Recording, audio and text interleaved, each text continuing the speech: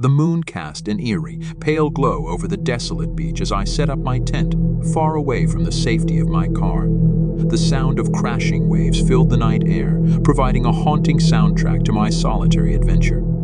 I had always been drawn to the allure of the unknown, and tonight, that curiosity led me to this isolated shoreline. As I huddled in my sleeping bag, the distant cries of seagulls echoed through the night.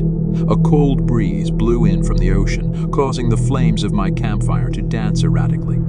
The solitude of the beach had initially been calming, but now it felt oppressive, suffocating. I couldn't help but feel like I was being watched, as if unseen eyes were studying my every move. My imagination began to play tricks on me, conjuring images of shadowy figures lurking just beyond the reach of the fire's feeble light. I dismissed these thoughts as the product of a tired mind and the natural spookiness of the dark. With an uneasy heart, I finally succumbed to exhaustion and drifted into a fitful sleep. But my dreams were far from peaceful.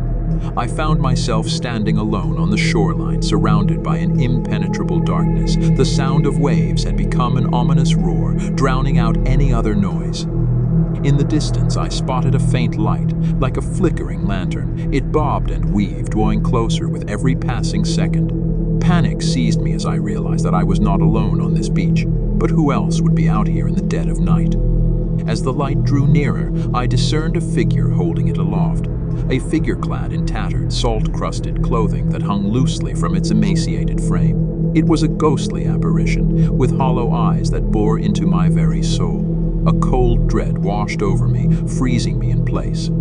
The ghostly figure approached me, its face contorted into a grotesque skeletal grin. It spoke in a voice that sounded like the wind rustling through dead leaves, whispering ancient secrets. "You shouldn't have come here," it hissed, its words sending shivers down my spine. I tried to run, but my legs felt like lead.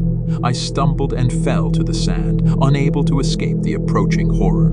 The lantern light grew brighter, revealing the ghastly face in all its terrifying detail.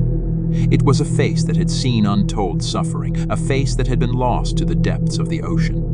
Suddenly, I awoke with a start, gasping for breath.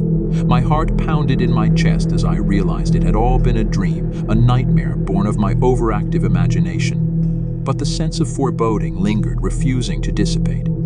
I peered outside the tent, half expecting to see the ghostly figure from my dream, standing there in the moonlight. Instead, I saw nothing but the empty beach, the waves continuing their relentless assault on the shore. The night was as quiet as before, with no sign of the eerie lantern light. I couldn't shake the feeling that something was still out there, watching and waiting. I decided to pack up my campsite, abandoning the idea of spending the rest of the night on that forsaken beach.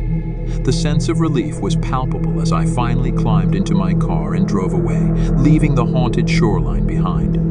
As I looked back one last time in the rearview mirror, I could have sworn I saw a faint, flickering light on the beach, just where the ghostly figure had appeared in my dream. But I didn't stop to investigate. Some mysteries are better left unsolved, some nightmares better left in the darkness.